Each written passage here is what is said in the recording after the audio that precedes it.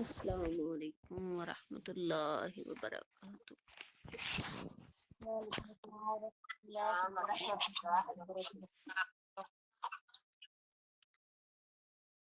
السلام ورحمۃ اللہ وبرکاتہ۔ الحمد للہ رب العالمین والصلاة والسلام علی رسولہ الکریم، اما بعد فاعوذ باللہ من الشیطان الرجیم۔ سب سے پہلے آپ سب لوگوں کو بہت زیادہ مبارک رمضان المبارک کے مقدس مہینے میں، اور اس کے بعد ایک مبارک یہ بھی کہ اللہ پاک نے ہماری زندگیوں میں ایک اور رمضان دیکھنا ہمارا مقدر بنا، ہمارے نصیب۔ اور جتنے بھی مومن لوگ ہیں سب اس مقدس مہینے میں اپنے اللہ کو راضی کریں، کیونکہ حدیث مبارکہ میں وعید ہے کہ جو رمضان کے مہینے میں اپنے رب کو راضی نہیں کرتا، گناہوں کو بخشوا نہیں لیتا، تو اس کے لیے ہلاکت ہے۔ تو لہٰذا ہمارے لیے سب سے جو اہم بات ہے وہ یہ ہے کہ اللہ نے ہمیں ایک دفعہ پھر موقع دیا کہ ہماری لائف میں جتنے بھی مسائل آتے ہیں، انسان خطا کا پتلا ہے، اونچ نیچ زندگی میں ہو جاتی ہے، لیکن اللہ پاک نے ایک ہمیں موقع فراہم کیا تو ہم اس سے فائدہ اٹھا سکتے ہیں۔ رجوع الی اللہ ممکن ہے۔ تو اسی کے ساتھ ہم آج سے انشاءاللہ اپنی کلاس کا آغاز کرتے ہیں۔ سب سے پہلے تمہید اس بات کی عمل کرنے کے لیے، یعنی رمضان المبارک کا مہینہ آیا نا، تو ہم نے اس میں کیا کرنے؟ عمل کرنے۔ کچھ ہم نے قولی عمل کرنے ہیں، کچھ ہم نے فعلی عمل کرنے ہیں، اور کچھ ہم نے مالی عمل کرنے ہیں۔ یعنی کرنا کیا ہے؟ عمل۔ لیکن کبھی اپنے ایمان کے پیمانے کو چیک کرنے کے لیے کہ جو ہم عمل کرتے ہیں تو وہ کیا اللہ کے ہاں قابل قبول عمل ہے؟ تو بعض اوقات ایسا ہوتا ہے کہ لوگ عمل تو کرتے جاتے ہیں، لیکن کبھی یہ نہیں سوچا کہ کیا اللہ اس عمل کو قبول کر رہے؟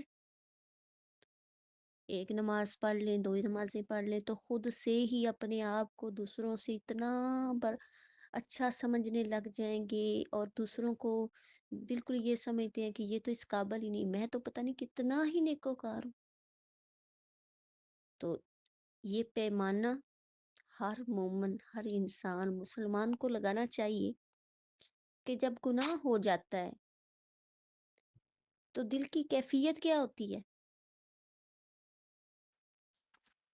تو کس طرح ہم اپنے جو ہے وہ پیمان اس کے چیک کریں گے، کیا کریں گے؟ تو اس کے لیے سب سے زیادہ جو مین ضرورت ہے وہ ہے عمل کو قبول کرنے کی دو شرائط ہیں۔ نیک عمل کو قبول کرنے کی دو شرائط ہیں، اور دو شرائط وہ کون کون سی ہیں؟ سب سے پہلی شرط اخلاص۔ آپ نیک عمل کر رہی ہیں، نماز پڑھی ہے، روزہ رکھا ہے، تو اس میں اخلاص ہے؟ کس کے لیے کر رہی ہیں؟ لوگ مجھے کہیں گے کتنے اچھے عمل کرتی ہے۔ اور سنت کی اتباع، تو پھر کیا ہوگا؟ عمل صالح۔ جب ہم نیک عمل کریں گے اس میں دو شرائط کا ہونا ضروری ہے۔ پہلی شرط اخلاص، دوسری شرط سنت کی اتباع، اب وہ عمل کیا ہو جائے گا؟ وہ عمل عند اللہ مقبول عمل ثابت ہو جائے گا، یعنی اللہ کے پاس عمل قبول ہو جائے گا۔ اب اگر عمل قبول ہو گیا ہے تو اس کے نتائج کیا نکلیں گے؟ اللہ کے ہاں دنیا اور آخرت میں وہ انسان ثمرات کا باعث بن اس کو ملے گا، پھل ملیں گے دنیا میں بھی اور آخرت میں بھی۔ تو یہ ہماری تمہید ہو گئی اس بات کی کہ ہم نے کیا کرنا ہے، جو بھی رمضان المبارک کے مہینے میں عمل کرنا ہے اس کی ان دونوں شرائط کو مد نظر رکھنا ہے، اپنے ایمان کے پیمانے کو سامنے رکھنا ہے کہ ہم نے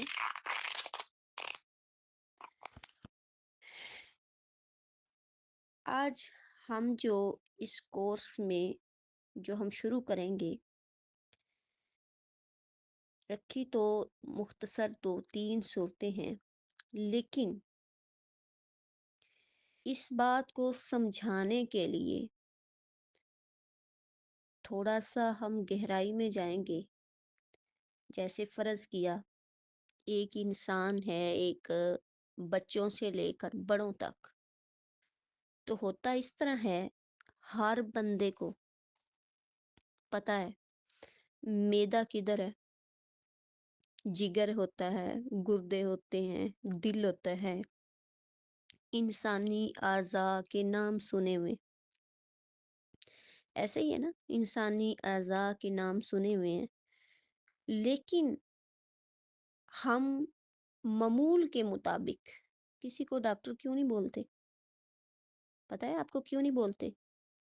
اس وجہ سے اس کو اعضاء کے نام تو آتے ہیں، لیکن اعضاء جب خراب ہو جاتے ہیں اس کو ٹھیک کرنا یا ان کی جو اس کی آگے سے ساری سچویشن کو سمجھنا یا میڈیسن تجویز کرنا، یہ تو ایک ڈاکٹر کا کام ہے۔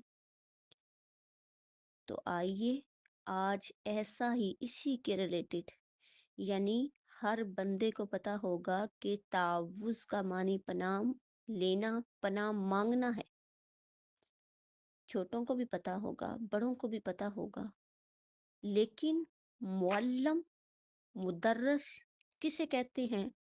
جو اس کو سمجھے گا، جو اس کی گہرائی میں جائے گا۔ ڈاکٹر بنا، اس نے ٹائم لگایا، اس کو سمجھا، ہم نے تو صرف نام پڑھا دماغ کا، لیکن وہ ڈاکٹر کیسے بنا؟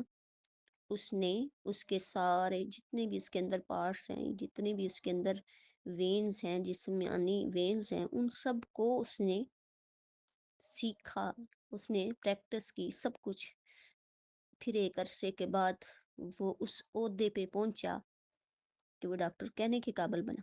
لیکن آج ہمارے یہاں لیبل لگا ہوتا ہے، فلاں بھی مدرس ہے، فلاں بھی معلم ہے، لیکن ہمیں اس لیبل کی ضرورت نہیں، ہم وہ بننے جائیں گے انشاءاللہ جو واقعی ہی معلم ہوتے ہیں۔ تو سادہ سی اور سمپل سی تفسیر بڑی دفعہ کروائی ہے، جو آپ کے ذہنوں کے اندر جو ہے وہ جانشین ہو بھی چکی ہوگی، جو خاص کر میرے اسٹوڈنٹ ہیں، لیکن آج ہم انشاءاللہ اس سے آگے تھوڑا سا قدم اٹھائیں گے، تاکہ جو ہے آپ کو بھی یہ جاننے، کم از کم اگر اللہ پاک نے اگلے رمضان میں زندگی نہ دی تو میرے سننے والے تمام جو دوست احباب، میرے اسٹوڈنٹ، میرے طالبات، میرے استاد، سب اس بات کو ذہن میں رکھیں گے کہ انشاءاللہ جتنی میری کوشش تھی ہم اس کو کھول کے بتا چکے۔ قرآن پاک میں اللہ پاک نے فرمایا ہے فَإِذَا قَرَأْتَ الْقُرْآنَ فَاسْتَعِذْ بِاللَّهِ، جب بھی قرآن پاک آپ پڑھنے لگیں تو کیا کیا کریں؟ شیطان سے پناہ مانگ لیا کریں۔ اب یہ بات کبھی سوچی ہے یہ کہاں سے شروع ہوئی، کیوں شروع ہوئی، کیوں کہا گیا اس کو پڑھا جائے؟ تو یہ اس کو اس لیے کہا گیا کہ تعوذ کو واجب کہا گیا ہے، ضروری ہے، اور جتنے بھی جمہور علماء کرام ہیں انہوں نے اس کو مستحب کہا ہے، پسند کیا ہے۔ اس کے بارے میں ایک عالم عطا ابن ابی ربا اور سفیان ثوری یہ کہتے ہیں، دونوں نے مل کے ایک ہی بات کی ہے کہ یہ فرض ہے، یعنی سورت جو تعوذ ہے وہ قرآن پاک شروع کرنے سے پہلے پڑھنا فرض ہے۔ اس دور کے جو مجدد علماء کرام ہیں اس میں جو کافی مشہور شیخ ہیں البانی، انہوں نے بھی اس کو فرض قرار دیا ہے، تعوذ کو فرض قرار دیا ہے۔ اس کے علاوہ ایک مولانا صاحب جن کا نام نور پوری ہے، انہوں نے بھی اس کی فرضیت کو مانا ہے کہ تعوذ جو ہے وہ قرآن پاک پڑھنے سے پہلے فرض ہے، یعنی ہم جب بھی قرآن پاک پڑھیں گے تو یہ قرآن پاک کے شروع میں تعوذ پڑھنا فرض ہے۔ کیوں فرض ہے؟ اس لیے فرض ہے کہ اللہ پاک نے فاستعذ بولا، اور فاستعذ امر کا صیغہ ہے، امر کا صیغہ ہے، اور اس میں عموم ہے جب بھی کہ آپ جو ہے حکم ہو رہا ہے، اور جب جہاں پہ امر آ جاتا ہے وہاں یہ بات شاہد ہے، یہ بات اس بات کی دلیل ہے، اور یہ بات دلوں کو مطمئن بھی کر دیتی ہے کہ واقعہ ہی اللہ پاک نے فرمایا، حکم ہو رہا ہے۔ اور اگر ہم یہ کہہ دیں جو علماء کرام اس کی فرضیت کے قائل نہیں ہیں، جو یہ کہتے ہیں کہ نہ بھی پڑھیں تو ہم ان کے حق میں نہیں ہیں۔ اس لیے کیوں حق میں نہیں ہے؟ کیونکہ امر کا صیغہ آیا ہے۔ اور اسی کے بارے میں مزید دلائل کو سامنے رکھتے ہوئے علامہ ابن ابی کثیر جن کی تفاسیر ایک بہت مشہور کتاب ہے، انہوں نے اپنی تفسیر کا آغاز جب کیا تو قرآن کے ساتھ اس کو لازم قرار دے دیا۔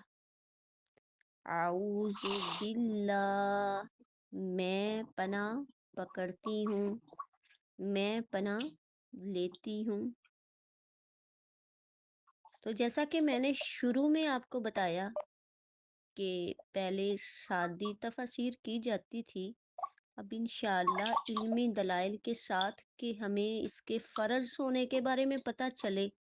کبھی سوچا ہے، پڑھتے تو ہیں، فرض ہے یا سنت ہے؟ کبھی ذہن میں بات آئی واجب ہے یا سنت ہے؟ اس کے بعد من الشیطان الرجیم، اس کا معنی ہوتا ہے دھدکارا ہوا، روندا گیا۔ لیکن جب یہ بولا جاتا ہے اس کے آذا یعوذ اوزن، یعنی پناہ مانگنا، پناہ کس سے لینا؟ کسی کے شر سے پناہ لینا، اس کے شر کا خطرہ ہونا۔ اور اگر اسی طرح کا ایک ملتا جلتا باب سامنے رکھیں، لاذا یلوذ لوزن، تو پھر اس کا مطلب ہے جلب خیر، تفاعل کے باب میں آتا ہے، اور اس کا مطلب ہوتا ہے کہ آپ جو ہے خیر طلب کر رہے ہیں، یعنی باب اس سے ملتا جلتا ہے، بات اس سے ملتی جلتی ہے۔ لیکن وہاں پہ آزا یا رضو اوزن سے ہے، آپ کو خطرہ ہے، شر کا خطرہ ہے، اور آپ اس شر کے خطرے کو دور کرنے کے لیے بول رہے ہیں۔ لیکن لازا یلوز لوزن میں آپ کو خطرہ نہیں، آپ خیر کو طلب کر رہے ہیں۔ تو تعوذ یہ جو ہے، یہ توحید کا ایک اہم شعبہ ہے۔ چلیں، تعوذ جو یہ توحید کا ایک اہم شعبہ ہے۔ کیوں؟ قرآن پاک کا اختتام بھی تعوذ سے ہی ہوا ہے۔ کیسے؟ سورۃ فلق اور سورۃ ناس، اس میں کیا ہے؟ تعوذ ہے۔ اور کسی اور صورت میں اس طرح کا تعوذ ہے ہی نہیں جس طرح کا عظیم الشان تعوذ اس میں شامل ہے۔ اللہ رب العزت نے تعوذ کو اہم بنایا، اسی لیے اللہ پاک نے اس کو ابتدا میں بھی اور اس کو اختتام میں بھی لازم قرار دے دیا۔ کبھی سوچا ہے؟ اور اس سے بھی اگلی بات کہ اللہ رب العزت نے جب سورۃ فلق اور سورۃ ناس تعوذ بنائی تو اللہ پاک نے اپنے پیارے پیغمبر سید ولد اعظم کل کائنات کے سردار نبی کو یہ فرمایا کہ کل، میرے نبی آپ کہیے، آپ خود مانگیے، یعنی میرے نبی آپ مانگیں گے تو یہ سارے بھی کیا کریں گے؟ تعوذ پڑھیں گے، اور یہ سارے بھی کیا کریں گے؟ مانگے۔ احسن طریقے کے ساتھ سکھایا، کمال توحید کی دلیل ہے یہ۔ اور یہ تعوذ ہر وقت تو اس کی ضرورت رہتی ہے، ہر وقت تعوذ کو پڑھنا چاہیے۔ اور اس سے آگے تعوذ کے جو مکمل ہیں وہ 4 ارکان ہیں، 4 ارکان پر مشتمل ہے۔ نمبر 1، تعوذ اگر بندہ پڑھتا ہے تو بندے کے اللہ کے حضور اپنی عاجزی کا اعتراف کرتا ہے۔ اللہ میں عاجز ہوں، سب سے بڑی جو ہے وہ ذات تیری ہے۔ اگر یہ بندہ اعتراف نہیں کرتا تو اس کا مطلب ہے یہ کبر کا مظاہرہ کر رہا ہے، تکبر کی علامت ہے۔ اور جب بندہ تعوذ پڑھتا ہے، بعض لوگ تو تعوذ پڑھتے ہیں تو ان کو سمجھ ہی نہیں آتی، الفاظ کو بھی اچھا نہیں ادا کرتے، حلق سے نیچے تعوذ نہیں اترتا۔ لیکن اگر آپ سنت کے مطابق تعوذ کو ادا کرتے ہیں تو اس کے کتنے ارکان ہیں؟ 4۔ اور جو تسلی سے سن رہی ہیں یا لکھ رہی ہیں ان کو یہ بات فائدہ دے گی انشاءاللہ کہ بندے کا سب سے پہلے اللہ کے حضور اپنی عاجزی کا اعتراف کرنا، کبر کا مظاہرہ نہ کرنا، تکبر کا مظاہرہ نہ کرنا۔ نمبر 2، اللہ رب العزت نے یہ فرما دیا کہ صرف پناہ لینا جو ہے اسی کے پاس ہے، یعنی صرف اللہ قادر ہے، اس کے علاوہ کوئی قادر نہیں۔ یہ پہلا ذہن کیا بنانا کہ میں عاجز ہوں۔ نمبر 2 کہ وہ قادر ہے، صرف پناہ اسی کے پاس ہے، اس کے سوا کسی کے پاس پناہ نہیں۔ نمبر 3، ہر غیر اللہ کی نفی کرنا۔ کیا کرنا؟ ہر غیر اللہ کی نفی کرنا، اور اللہ کی قدرت کو سامنے رکھنا کہ صرف اسی کی قدرت ہے۔ فرض کیا اگر آپ پناہ لیتے ہیں لیکن آپ کے ذہنوں کے اندر غیر اللہ کی نفی نہیں ہے تو کیا آپ کو وہ فائدہ دے گی بات؟ فرض اگر اس سے بھی زیادہ چھوٹی سی ایک اور مثال اگر سمجھائیں، جیسا کہ یہ سمجھا دیں، بندہ کسی سے کہے کہ مجھے آپ سے محبت ہے، میں آپ پہ بھروسہ رکھتی ہوں، یا جتنا آپ کر سکتے ہیں اور ساتھ ہی کسی اور کا بھی ذہن میں رکھے، تو اس کا مطلب ہے کہ اتنی پاور تو نہیں ہے۔ لیکن اگر ایک بندے پہ ٹرسٹ ہے تو اس کا مطلب ہے کہ، تو اگر آپ لوگوں کے بارے میں یہ ذہن کر سکتے ہیں تو اللہ کے بارے میں کیوں نہیں ہے؟ تو اس کا کیا مطلب ہے کہ باقی سب کی نفی بھی ذہن میں رکھنی ہے۔ نمبر 4، جس سے شر کا خدشہ ہو یہ عقیدہ بنا لیں کہ سب سے پہلے وَإِن يَمْسَسْكَ اللَّهُ بِضُرٍّ فَلَا كَاشِفَ لَهُ إِلَّا هُوَ، حقیقت میں یہی تعوذ ہے۔ کتنے ارکان ہو گئے؟ 4۔ اپنی عاجزی کا اعتراف، کیا کرنا ہے؟ اپنی عاجزی کا اعتراف کرنا ہے، اور صرف پناہ دینے والا اللہ ہے، باقی غیر اللہ کی نفی کرنی ہے۔ اور جو شر کا خدشہ ہو، اور اس کو بھی آپ کی کیا کرنا ہے؟ یہ سوچنا ہے کہ نفع دینے والا، نقصان دینے والی صرف اور صرف اللہ کی ذات ہے۔ خلاصہ کیا ہوا؟ ضعف کا اعتراف، قدرت کا اعتراف، اللہ کے سوا کوئی قادر نہیں، اور باقی سارے فتنوں سے اللہ کی پناہ میں آنا۔ جہلیت میں ایسا ہوتا تھا کہ لوگ اللہ کے سوا کسی اور کی پناہوں میں آتے تھے، اور کچھ لوگ جنوں کی پناہوں میں پناہ طلب کرتے تھے۔ کیا کرتے تھے؟ جنوں کی بھی پناہ طلب کرتے تھے یا کسی اور کی بھی طلب کرتے تھے۔ اور دین محمدی جب نبی صلی اللہ علیہ وسلم کی بعثت کے بعد اللہ پاک نے ہدایت دی، تو یہ بات بھی مکمل طور پہ واضح کر دی کہ پناہ اس کے سوا کوئی نہیں دے سکتا۔ تو اللہ تعالیٰ نے جو کلمات ہیں وہ مکمل کر دیے 2 چیزوں کے ساتھ، صدق خبر کے ساتھ اور عدل حکم کے ساتھ۔ یعنی عدل پہ بھی قائم رہنا ہے، اور اللہ رب العزت نے اس چیز کو بھی واضح کر دیا ہے، جیسا کہ رسول اللہ صلی اللہ علیہ وآلہ وسلم کی حدیث میں یہ دلیل ثابت ہے کہ اللہ کے نبی جب دعا پڑھتے تو فرماتے اعوذ برضاک من سخطک، اللہ میں پناہ میں آتا ہوں، دونوں چیزیں سامنے رکھتے۔ کیا؟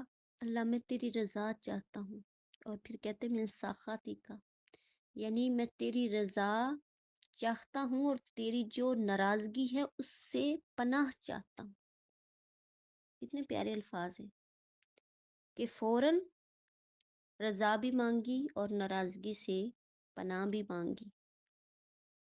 تو اللہ پاک نے جہلیت میں جو طریقہ رائج تھا اس کے بدلے میں اللہ پاک نے اسلام میں یہ بدل دے دیا۔ کیا کرو؟ تعوذ پڑھو۔ تو تعوذ، ابھی تعوذ کی ابتدا کی ہے، ابھی بھی اس کی ڈیٹیل ہے۔ تعوذ کا معنی کیا ہوتا ہے؟ پناہ میں آنا۔ کتنی طرح سے پناہ میں آتے ہیں؟ اس کے بھی 4 طریقے ہیں۔ نمبر 1 مستعیذ، نمبر 2 کلمۃ استعاذہ، نمبر 3 مستعاذ بھی، نمبر 4 مستعاذ منہ۔ سب سے پہلے جو بات کی ہے مستعیذ، اس میں ہم سب شامل ہیں، اس پناہ میں کیا ہیں؟ ہم سب شامل ہیں۔ ابن قیم نے بڑی پیاری مثال دی ہے اس کے بارے میں کہ ایک بچہ جنگل میں اکیلا ہو، دوڑ رہا ہو، اس کو ڈر آ رہا ہو، کسی لشکر کا خوف آ رہا ہو، کسی درندے سے ڈر آ رہا ہو، تو وہ دوڑ رہا ہو، دوڑ لگائے تو سامنے باپ کو دیکھ کر تو اس کا خوف جو ہے وہ ختم ہو جائے گا۔ تو اسی طرح ایک انسان، اللہ کی تو مثال نہیں ہے ویسے، ایک توجہ دلانے کے لیے، اگر ایک انسان جو ہے وہ کیا کرتا ہے، ڈرتا ہے، خوف زدہ ہوتا ہے شر کے خطرے سے، تو پھر وہ کیا کرتا ہے، پناہ لیتا ہے، تو وہ کیا ہو جاتا ہے، محفوظ ہو جاتا ہے۔ نمبر 2، کلمہ تو استعاذہ کیا ہے، وہ یہ کلمہ ہے اعوذ باللہ من الشیطان الرجیم، یہی کلمہ استعاذہ ہے۔ نمبر 3، مستعاذ بھی، تو ہم جس سے پناہ مانگتے ہیں وہ کون ہے، ذات اللہ کی۔ نمبر 4، مستعاذ منہم کیا ہے، جس سے پناہ، جس کے لیے پناہ لینی ہے وہ کون ہے، شیطان۔ تو اس سے رجیم یعنی مردود، یہ بات واضح ہو گئی ہے کہ یہ کلمہ کتنا اہم ہے کہ ہم نے اس سے، شیطان سے بچنے کے لیے ہم نے پناہ لینی ہے۔ تو شیطان کیا ہے، سب سے بڑا گناہوں کا منبع ہے۔ شیطان کا معنی ہی دور ہے، یہ عمل صالحہ سے دور ہے، اور شیطان جو ہے وہ مردود ہے، ہر معصیت، نافرمانی کا منبع ہے۔ ابن قیم فرماتے ہیں شیطان کی بھی 2 قسمیں ہیں۔ کتنی قسمیں ہیں شیطان کی؟ 2 قسمیں ہیں۔ ایک شیطان وہ ہے جو ہمیں نظر آتا ہے، اور ایک شیطان وہ ہے جو ہمیں نظر نہیں آتا۔ ایک شیطان کون سا ہے جو نظر آتا ہے، وہ شیطان الانس ہے، انسانوں میں سے ہے، اور جو شیطان ہمیں نظر نہیں آتا وہ جنوں میں سے ہے۔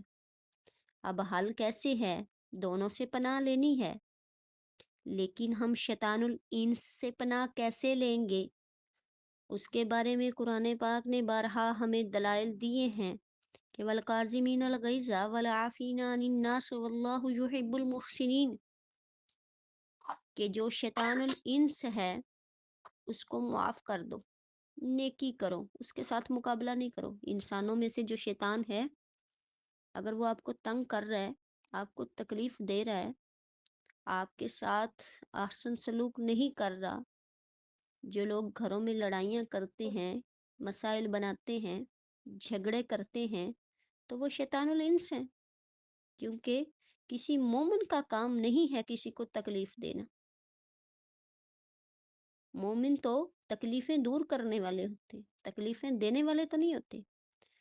تو اب جو شیطان الانس سے پریشان لوگ ہیں ان کے لیے یہ بھی نسخہ ہے کہ کیا کرنا ہے، شیطان الانس سے پناہ کیسے لے سکتے ہیں، کہ اس کو معاف کرنا۔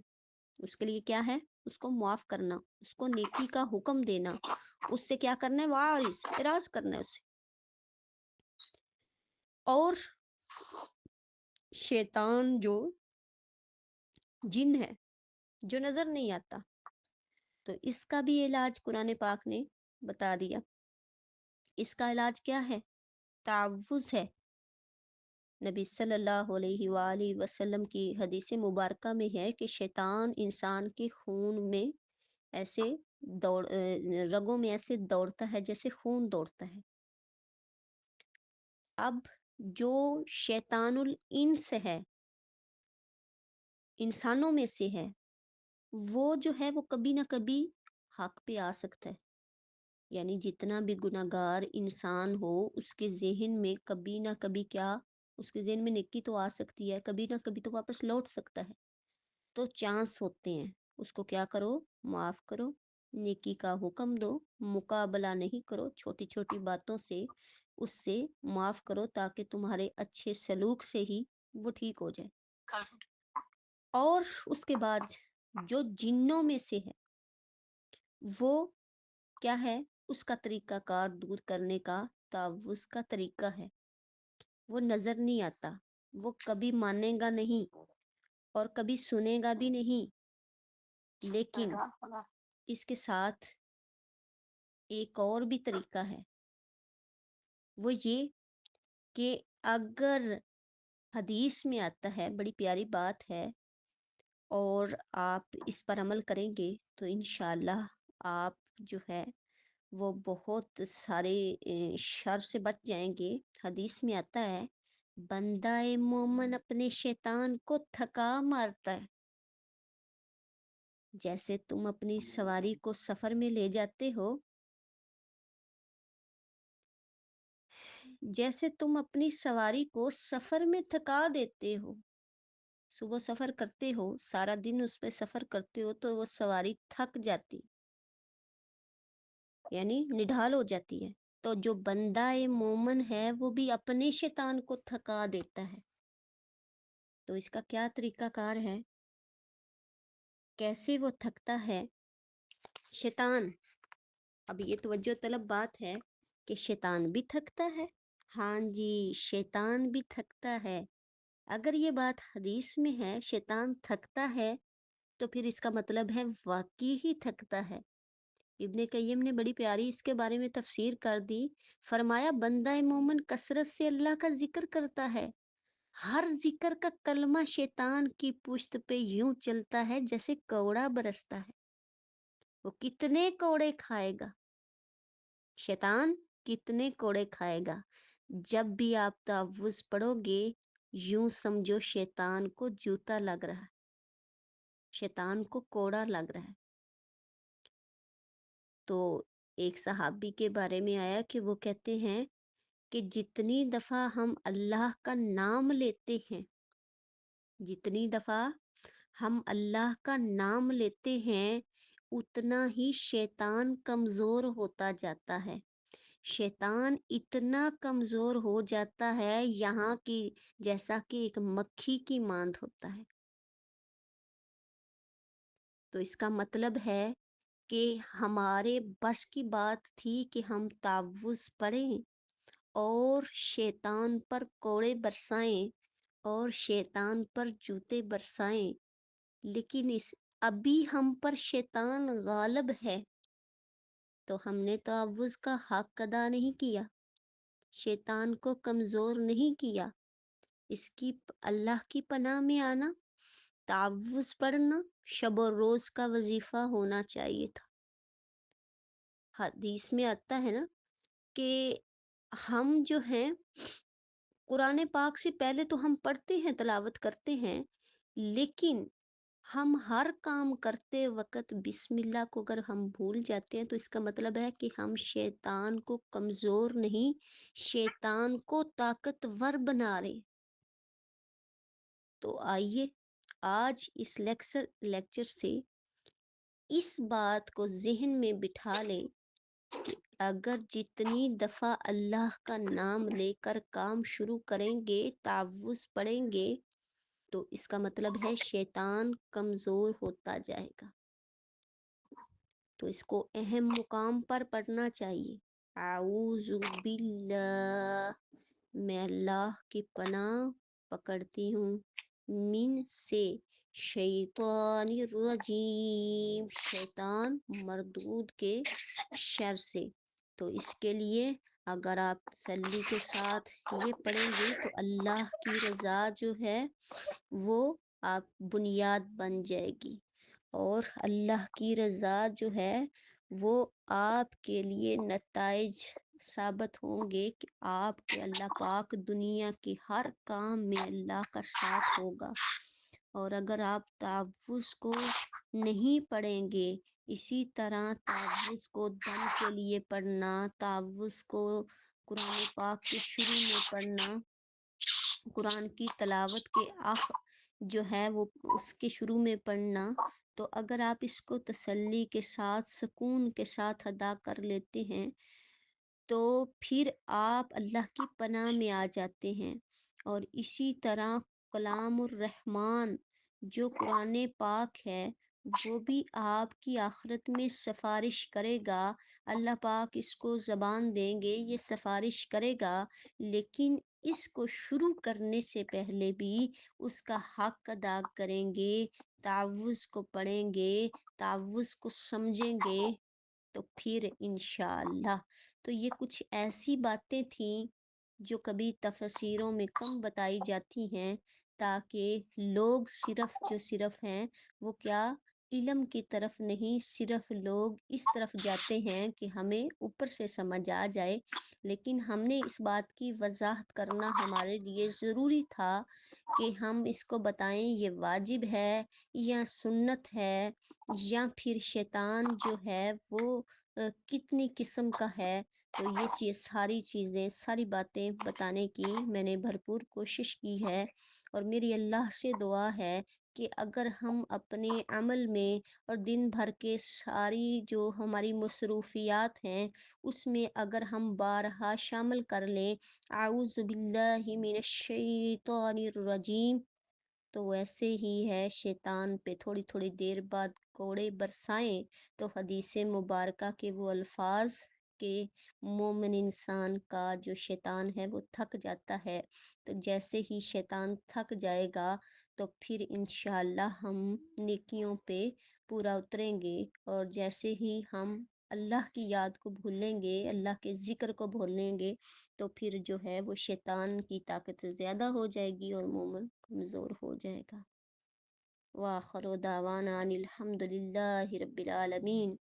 کل ہم انشاءاللہ دوسرا لیکچر تسمیہ کا شروع کریں گے، جس کو نہ سمجھ آئی وہ دوبارہ پوچھ لیجیے گا۔ السلام علیکم۔